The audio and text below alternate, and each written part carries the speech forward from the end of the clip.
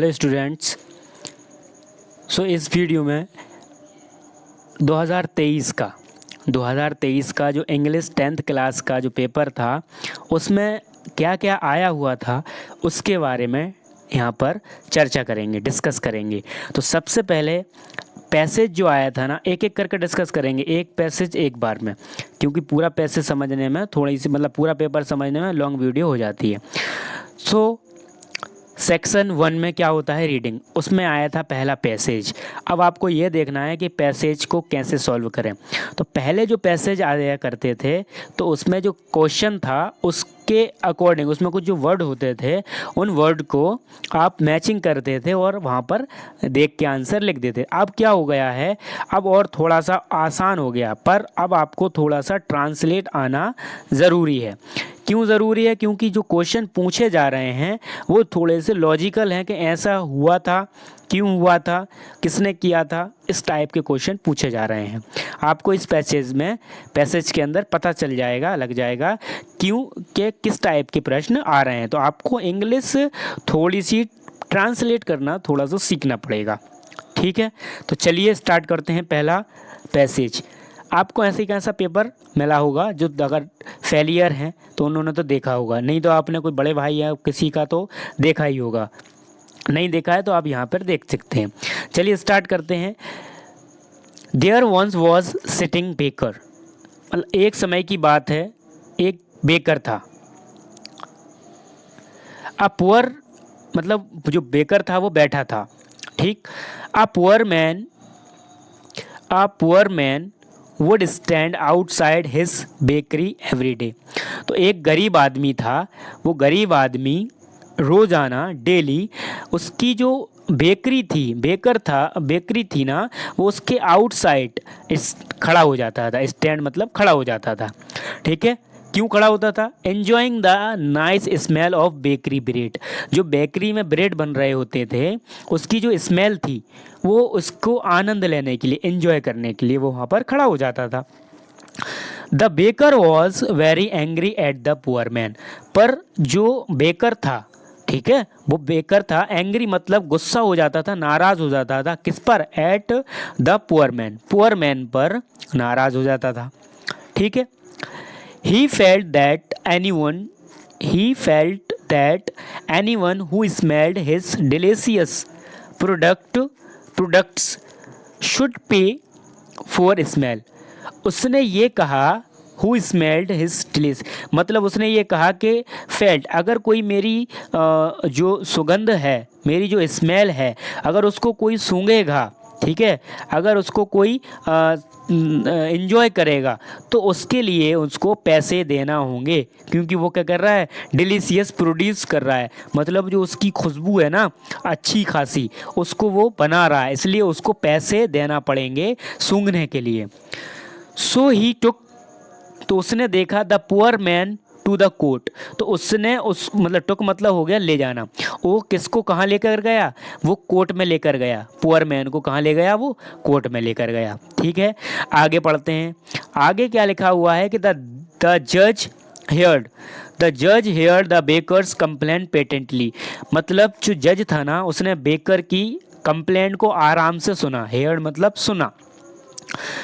Then he asked the poor man, और फिर उसके बाद देन मतलब फिर जज ने पूछा पुअर मैन से, do you have any money, क्या तुम्हारे पास कोई पैसे हैं, कोई रुपया है? The poor man searched his pocket and produced 2 coins. Poor man ने सर्च किया मतलब ढूंढा अपनी पॉकेट में, और उसने प्रोड्यूस मतलब उसने पाए 2 कॉइन्स, 2 स्मॉल कॉइन्स, उसने 2 छोटे सिक्के पाए। This is all money I have, उसने कहा कि यही मेरी पूरी मनी है, ठीक है। ही सेड टू जज, उसने जज से कहा। द जज took the coins from the poor man, उस जज ने क्या किया? पैसे ले लिए। किससे? दोनों कॉइन्स किससे ले लिए? पुअर मैन से ले लिए। द बेकर स्माइल्ड, बेकर हंसा, उसको हंसी आएगी। And eagerly held out his hand, eagerly मतलब होता है उत्सुकता, हेल्ड मतलब पकड़ना, आउट हिज हैंड मतलब उसने हाथों को पकड़ लिया। जैसे आप देखते हैं ना, जैसे अगर आपके मन की बात हो जाए तो आप हाथों को पकड़ लेते हैं, या कुछ तरह से आप हाथों को टच करते हैं, या घिसने लगता है कोई हाथ, उस टाइप से। तो इस टाइप से उसने भी किया। आगे, बट द जज did not give the baker the money. तो जज ने क्या किया, जज ने उसको मनी नहीं दी। किसको? बेकर को मनी नहीं दी। बेकर खुश इसलिए होगा कि जज ने उससे पैसे ले लिए हैं तो ये मुझे देंगे, पर उसने ऐसा नहीं किया जज ने। He only jingle the coins together. Together मतलब साथ में दोनों सिक्कों को, जिंगल मतलब होता है बजाना, खनखनाना। उन्होंने क्या किया जज साहब ने कि दोनों सिक्के लेकर उन दोनों को खनखना दिए दोनों हाथ में। ही देन रिटर्न देम, और फिर उसको वापस कर दिए टू द पुअर मैन को वापस कर दिए। और सेइंग, और कहा, punishment should fit the crime. उन्होंने ये कहा कि जो पनिशमेंट है, सज़ा है, वो क्राइम मतलब आपने कोई अपराध किया है उसके अनुसार मिलना चाहिए। फिट मतलब उसके जैसी मिलना चाहिए। ठीक। The prize for the smell of bread shall be the sound of money. उन्होंने ये कहा कि जो इसमें पैसे, जो ब्रेड की स्मेल के पैसे होंगे, प्राइज होगा, वो पैसे नहीं होंगे, पैसों की खनखनाहट होगी, पैसों की जो आपने टच किया है और उससे जो साउंड निकला है वो होगी आपकी। ठीक है, आपको पैसे समझ में आया?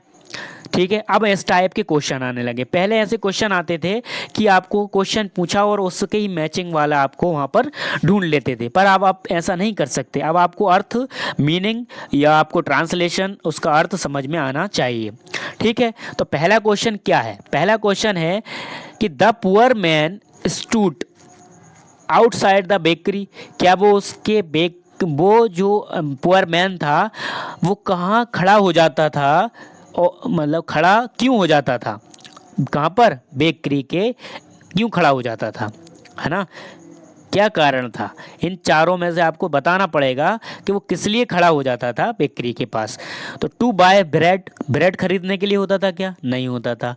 टू ईट ब्रेड, ब्रेड खाने के लिए होता था? नहीं होता था।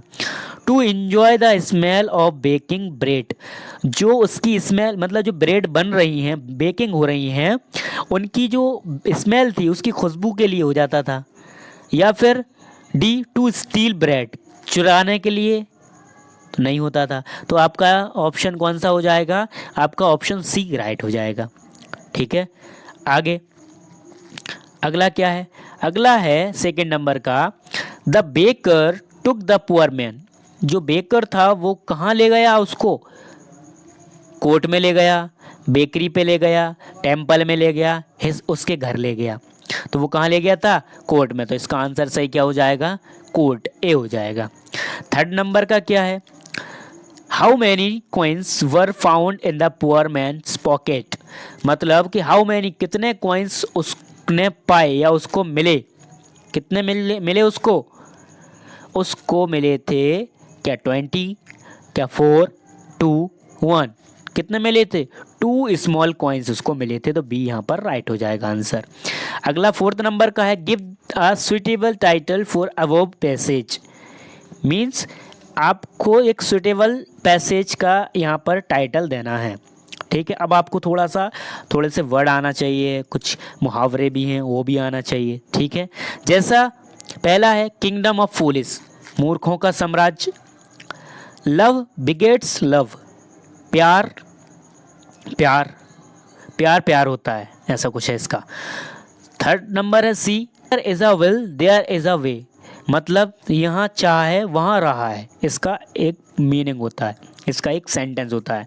There is a will there is a way, जहाँ चाह है वहाँ रहा है। ये एक प्रोवर्ब है, मुहावरे हैं ये। ठीक है, उस tit for tat, tit for tat का क्या मीन्स होता है? टिट फॉर टैट का मीन्स होता है जैसे को तैसा।